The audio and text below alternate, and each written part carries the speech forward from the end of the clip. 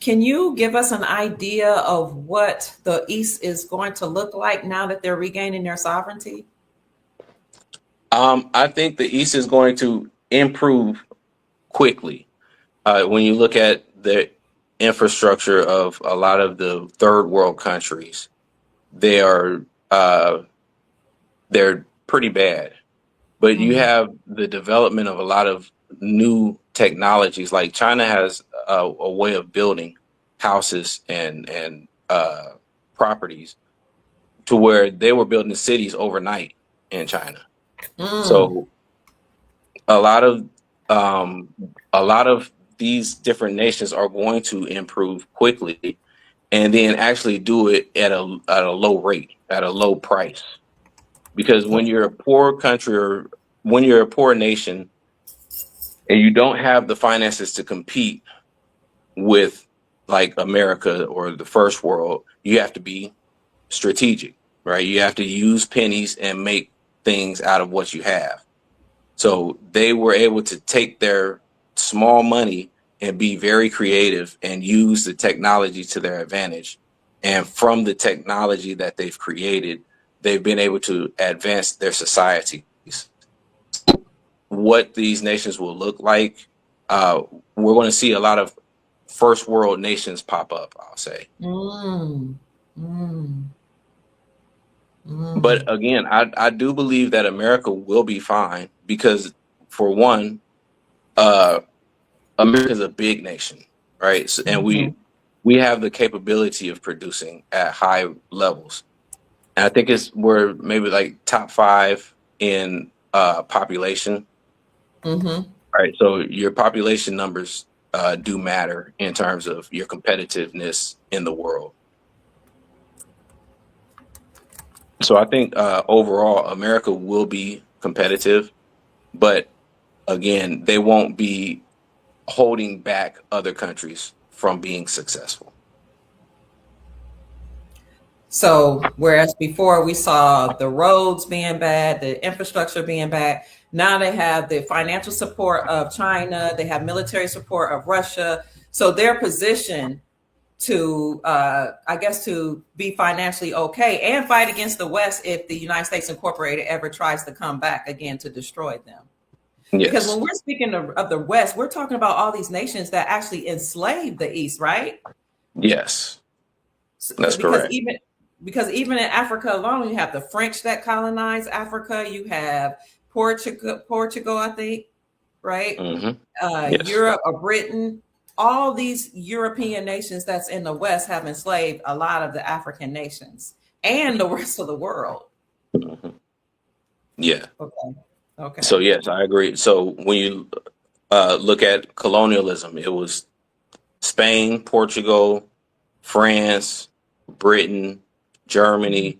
They went out into the world in the 1500s all the way up to the present, and they conquered and colonized the world. And Mm. they suppressed these nations. And they also confiscated their resources. Okay. So, like the gold and the silver and all of these minerals that you discuss, Europe and America has been taking these resources from other countries, and that's how they've been able to be so financially robust. Mm. Mm. A lot of You're, these nations, go ahead. no, no, go ahead. I was No, gonna say a lot of you're doing a these phenomenal nations. job helping to Mhm. see why the East was struggling because they have so many resources, but they were struggling because they were colonized. But go Right. ahead, I'm listening. Okay. Yeah, but they have the resources. So when you talk about like them revaluing their currencies, they have been stockpiling in gold and silver and other resources like oil to be able to back their currency. So that's making their currency stronger so that when it is revalued, it can be valued closer to one to the US dollar, Okay. right? Which you look at Ghana, for example, the Ghanaian CD right now is like 17 to 1. But when they Yeah, first when we create were there, it was 3 to 1. When we were there, exactly. yeah.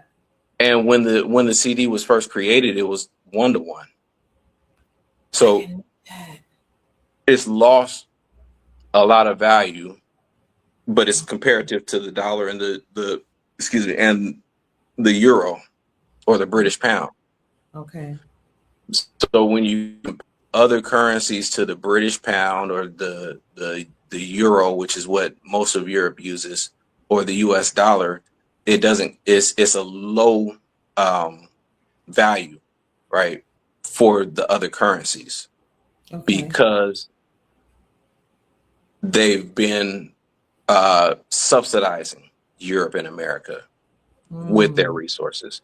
Even the United Nations, they've been confiscating a lot of resources out of Africa. A few years ago, a United Nations truck turned over in the Congo, and a lot of minerals fell out of the back of the truck. So that was when Congo kind of dismissed the UN, right? But yeah, but a lot of these nations obviously have resources, but now they're actually able to use their resources to benefit their people instead of using those resources to subsidize the consumption of America and Europe. Good, good. Thank you for explaining that. We have somebody who want to join to support you. This gentleman is called the Lattimore. He's been in the comments confirming everything you're saying, and I just wanted him to contribute because some people just don't know what they don't know. So here we have, welcome Lattimore. So good to see you. Thank you for joining us. We can't hear you. Your mic. You got to unmute your mic. There you go. Peace and love. Peace and Thank you, love. Dr. Kia Pruitt and Dex Lattimore. Peace Dr. and Kia, love. thank you for having me on. It's definitely an honor. But yeah, I was just agreeing 1,000% with what Dex is going in about, especially the financial discipline and the financial literacy, because we know we're in exciting times. And yes, Nassar and Jassar and things like that are going to happen, and, trust and things like that. But we have to take it one day at a time. I feel like the gift is really the awareness, but we still have to live our lives as we've been doing before. So we don't want to become stagnant because of those things are available or might be happening, because that'll cause us to kind of deal with the anxiety and depression. Go, oh, when is this going to take place? When is it going to take place? Instead of just taking care of your affairs for today the best way you can, having that financial discipline that Dex was talking about, and that financial literacy, and doing things normally to empower yourself and your family. And then you look up that things happen, those things happen. Cool. We're in that time period. But as for now, we can't just be leaving ourselves in debt or just being irresponsible with finance because the things that's going to happen. You know what I mean?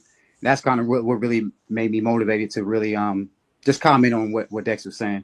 Well, thank you. And that's the whole point right there, is you don't want to just be in a waiting position. All right. Because as Dr. Pruitt has been talking about Jassara and Nasara for some years now. And 8 years. Yeah. Right. And before that, as you said, I've been knowing that the country, the system would collapse at some point. But at some point, you still got to go and get a job. You got to pay your bills, and you're going to have to get some debt, right? And then you're going to have to pay it back. And I think a lot. We don't want to hear that. We want it all paid off for us. That's America for us. We want to consume and not be disciplined and practical and be responsible, because we've been subsidized by the rest of the world for all of these years. We think it's okay to just, go bankrupt and, forget about the debt that we have. That works maybe, but it's not necessarily responsible. And when you're talking about banks, they're looking at how they can loan you money, how they can give you money, because banks want clientele. They want to loan money. And if you're able to have a good credit score, for example, they will give you the money. But we need to be able to be financially disciplined, and we need to be able to use the things that are in place currently in order to benefit us as individuals and as families and communities. Add that more? You want to add to that? No, again, that's 1,000%. got to take advantage of what's going on now. And also it's more about becoming financial sufficient. So we got to use the tools. Some people might not like going to certain jobs that they have, but a lot of people don't know about the other quadrants as far as like investing or even getting that business side of things going. So we just use those tools to invest and increase our funds. And then before you know it, we could have enough to fund ourselves to maybe fire our boss, kind of how Robert Kiyosaki was talking about in I read the cash flow quadrant, that version of the Rich Dad Poor Dad. But you know, you can fire your boss and fire your employer once you build up a substantial amount of investment funds, or you know, your business took off and things like that, to give yourself a little bit more ease and kind of buy your time back. So yeah, I mean, I agree 1,000%. I'm going to do a little self-disclosure. Oh, go ahead, Dex. Go ahead. I was talking about Nassar Jassara in 2017, right? Mm-hmm. Family.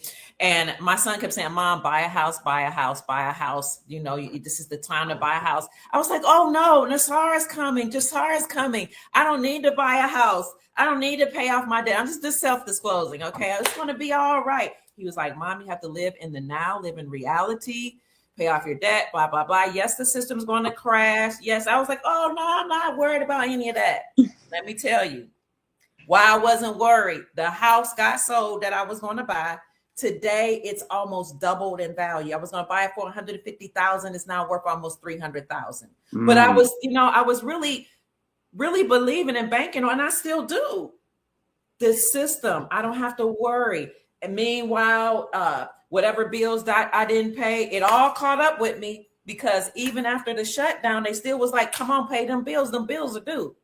So now I had to work double time to get all those bills paid off and position myself to where I am today. But had I listened to my son in 2017 and been financially disciplined and stopped just waiting on this hard, I'd have been in a different position. You see what I'm saying? Right.